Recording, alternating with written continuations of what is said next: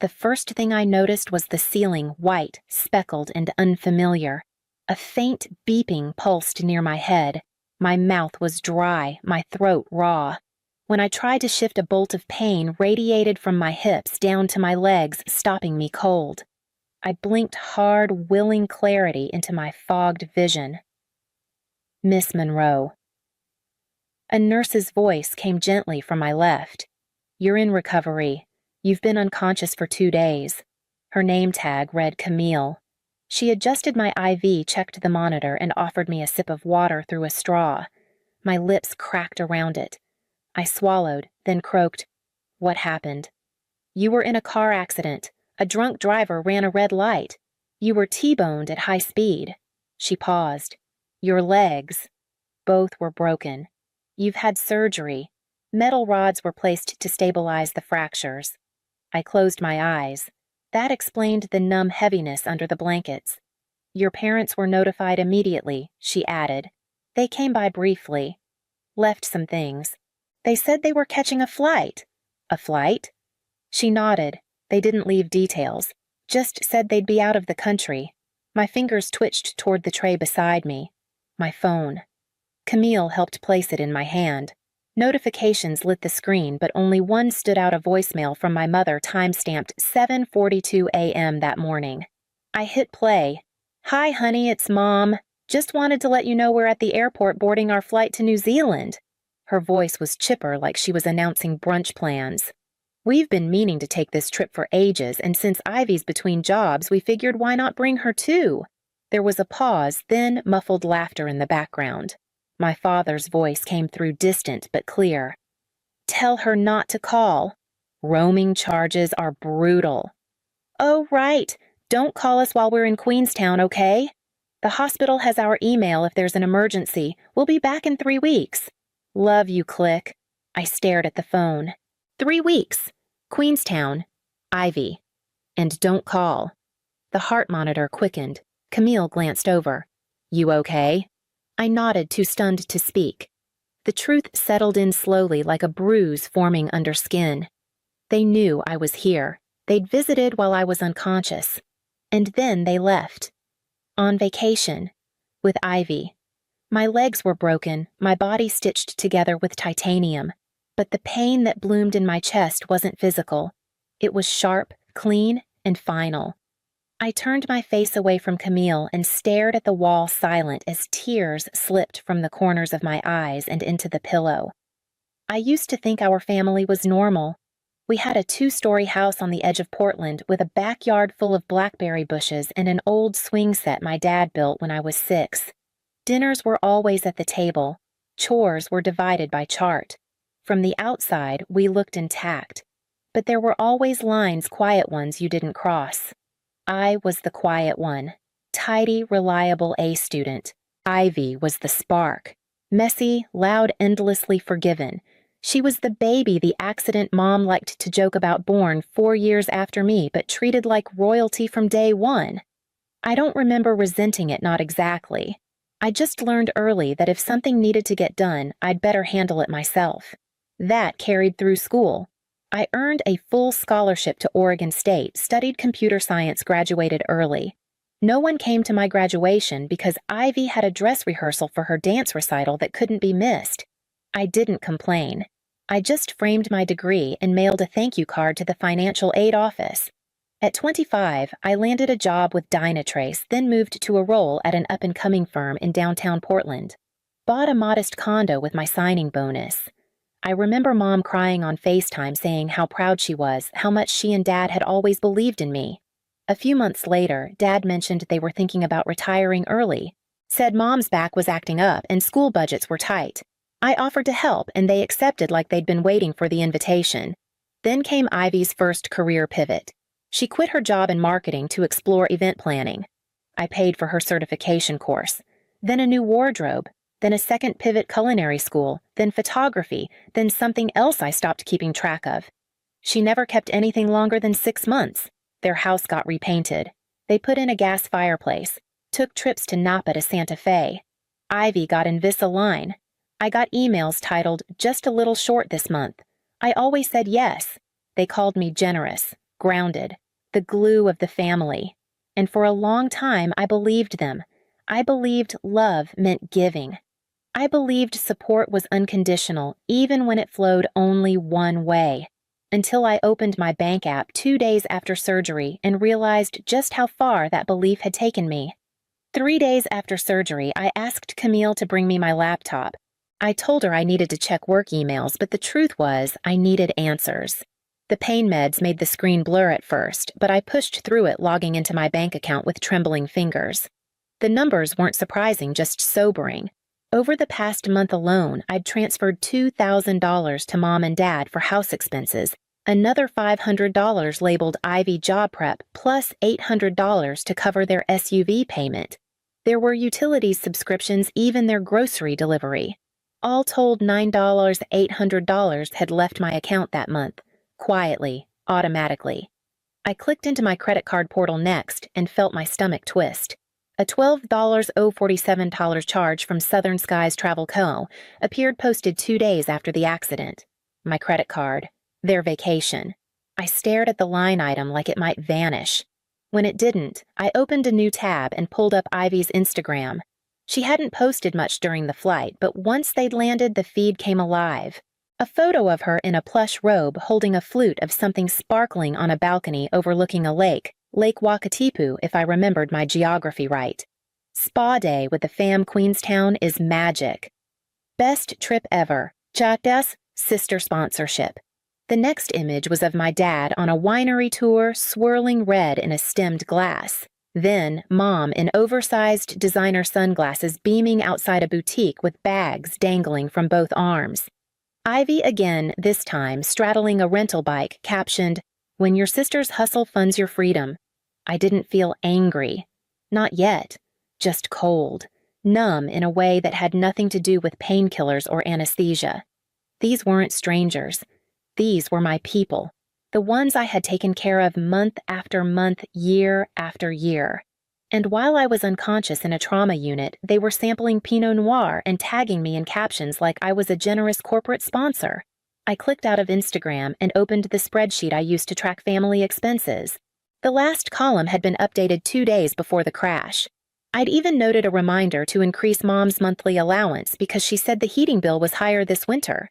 I stared at that note until my vision blurred again, not from pain this time, but from something deeper. I had given them everything, time, money, trust, and they had packed it into suitcases, boarded a plane, and toasted to their freedom somewhere over the Tasman Sea. I closed the laptop and placed it on the tray.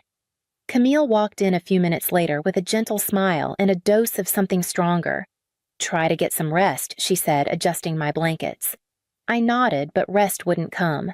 My mind had already started making a list one I hadn't known I'd need. The first time I mentioned the word fraud, Camille didn't flinch.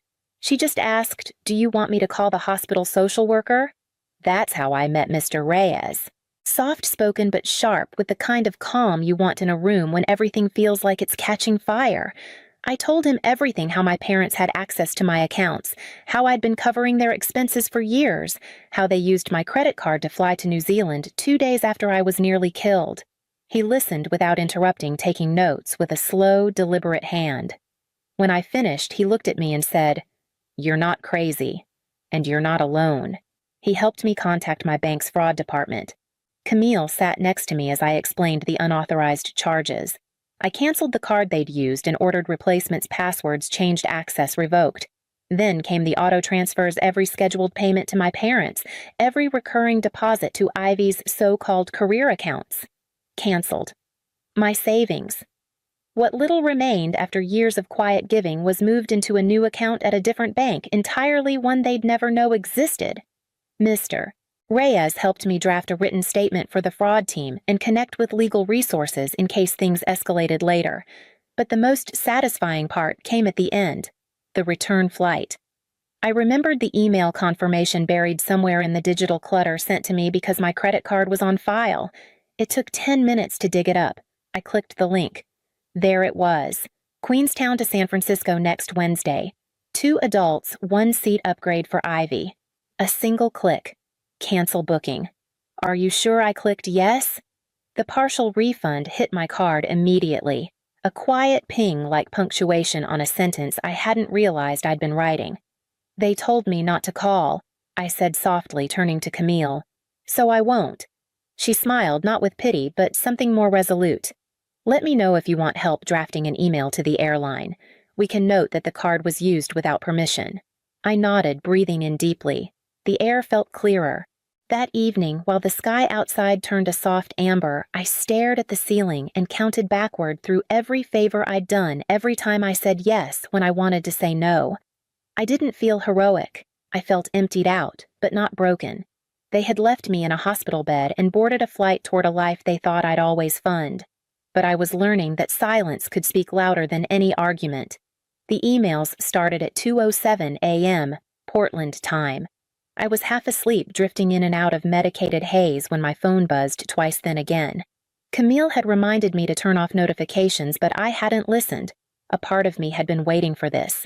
The subject line from Dad read, "What the hell is going on inside?" "We're stranded in Queenstown. Our cards are declining. The bank says the account was locked." "This is cruel, Talia. We're your parents." 2 minutes later, Mom followed with her own. "I don't know what this phase is, but it needs to stop. You need to call the bank and undo whatever you did. This is not normal. We raised you better than this." Then Ivy chimed in with "seriously over a car crash." "You're being dramatic. You'll be fine. Nurses are paid for that. We're stuck here and it's your fault." Each message was a different flavor of the same entitlement shock dressed as concern control disguised as care. I forwarded all 3 to the legal contact Mr. Reyes had set me up with. I didn't need to defend myself. The paper trail was doing that for me. I stared at Ivy's message the longest. "You'll be fine, nurses are paid for that." Like my recovery was some line item on an invoice. Like being pinned to a bed with rods in my legs was nothing more than a budget inconvenience. I hit reply. "Boundaries are free, and you just hit one." I pressed send and felt a calm I hadn't known in weeks. Not satisfaction exactly, just clarity. More emails followed. Dad accused me of being mentally unstable. Mom said I was lashing out because I was emotionally unwell. Ivy tried again with sarcasm. "Guess Queenstown wasn't scenic enough to make you chill out." I stopped reading after that. By morning, I had blocked their numbers. I left the email open not for communication, but documentation. If they wanted to escalate, I'd be ready. Camille brought breakfast around 8. I was quiet as she adjusted my pillows, and she didn't press. Just placed the tray, gently poured the coffee, and handed me my phone back like it weighed something. "Did they write?" she asked. I nodded. "A lot." She didn't ask what they said. She just sat down beside me, peeled an orange, and split the slices onto a napkin between us. I chewed in silence, slow and steady. That evening, the sun dipped low behind the hospital blinds, casting the room in quiet gold. I scrolled through my inbox one last time and deleted Ivy's message. Not out of forgiveness, but because it no longer needed space in me. Their silence after that wasn't peace, but it was quieter than the noise they'd always made. They showed up unannounced on a Wednesday. The charge nurse called my room just after noon, her voice tight. "Your parents and sister are downstairs," she said. "They're upset." I asked Camille to stay with me. She didn't even hesitate. She rolled in an extra chair and stood beside me while I adjusted the back of the bed upright, trying to look stronger than I felt. They came in fast eyes, narrowed arms, crossed voices already raised. "What is wrong with you?" Mom started storming to the foot of the bed. "Do you have any idea what you've put us through?" Dad followed. Stranded in a foreign country, humiliated in front of friends, we had to borrow money to get home. "You've embarrassed this family." Ivy lingered by the door, sunglasses still pushed up in her hair. "You really milked this whole crash thing, huh?" Camille stepped forward. "If anyone raises their voice again, I'll have security escort you out. This is a hospital. That shut them up at least for a beat." I took a slow breath and picked up the manila folder from my tray. "These are the terms I said." "Prepared by my attorney." Dad scoffed. "Terms. What are we, your employees?" I ignored him and continued. "One-time transition payment. No more monthly support. No more shared accounts. If you want to have a relationship with me, it will be through a licensed family mediator. Otherwise what Ivy snapped. You'll pretend you're an orphan now. Otherwise, I said calmly, we go our separate ways. Mom reached for the papers, but she didn't read them. She just shook her head. This isn't you, Talia. This is some breakdown. This is me, I said. Just not the version you got to control. No one moved. No one apologized. They left with the folder unopened. I stared at the door long after it clicked shut, waiting for regret to show up. It didn't. Camille placed her hand gently on my arm. You did it, she said. And for the first time since the crash, I believed her. Aunt Noreen picked me up from the hospital on a rainy Friday afternoon. She had an extra pillow already in the passenger seat and a playlist of soft jazz humming low through the speakers. We didn't talk much on the drive. She just kept her eyes on the road and said, we'll take it one day at a time. Her house was quiet one story and smelled faintly of lemon balm and something freshly baked. She'd had a ramp installed the week before. The guest room had a walk-in shower and a stack of towels already folded in the closet. She gave me space without making me feel alone. It was over dinner one night a week later that she finally told me what I think she'd been holding in since the accident. They did the same thing to your grandfather, you know, she said, pouring herself a cup of tea. Drained his pension while he was in hospice. Used the money to book back-to-back cruises. Said he would have wanted them to enjoy what time they had left. I didn't respond.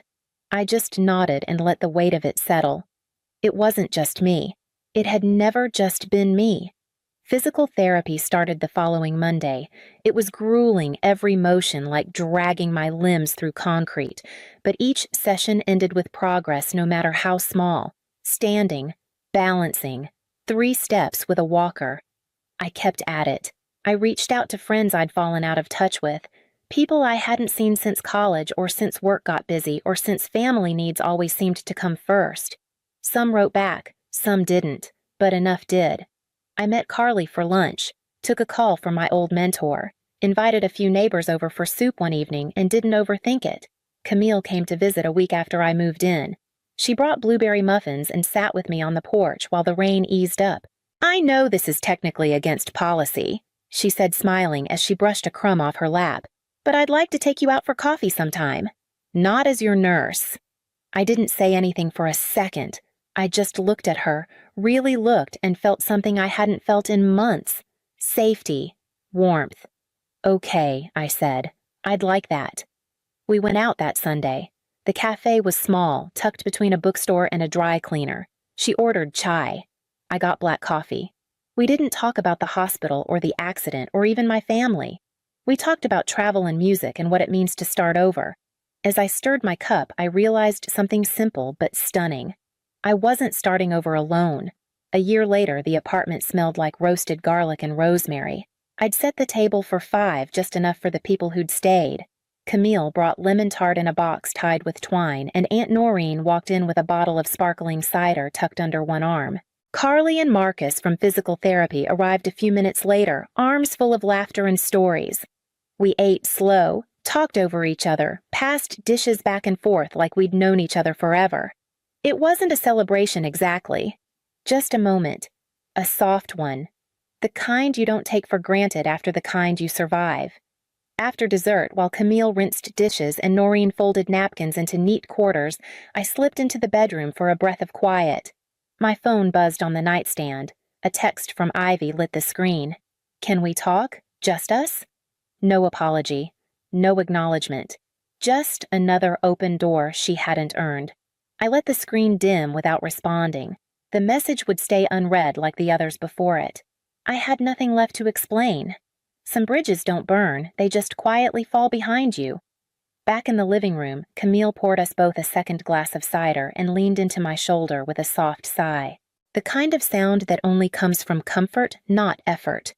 Above the bookshelf behind her, a small framed card rested between a photo of the Oregon coast and a ceramic bird my grandfather had once given me. The lettering was simple. Sometimes the silence you give back is the closure they deserve. I didn't need to call. I didn't need to fix it. The weight I used to carry wasn't mine anymore. As I leaned back into the sofa, the hum of conversation around me felt like home, quiet, chosen real. and for the first time in a long time, I didn't feel like someone who had been left behind. I felt like someone who had left for good reason and finally found where she was meant to be.